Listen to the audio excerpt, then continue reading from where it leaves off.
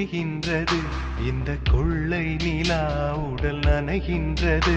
இங்கு சொல்லாத இடம் கூட குளிர்கின்றது. மனம் சூடான இடம் தேடி அலைகின்றது. இந்த வீடியோ உங்களுக்கு பிடிச்சிருந்தா லைக் பண்ணுங்க, கமெண்ட் பண்ணுங்க அண்ட் சப்ஸ்கிரைப் பண்ணுங்க. தேங்க்யூ.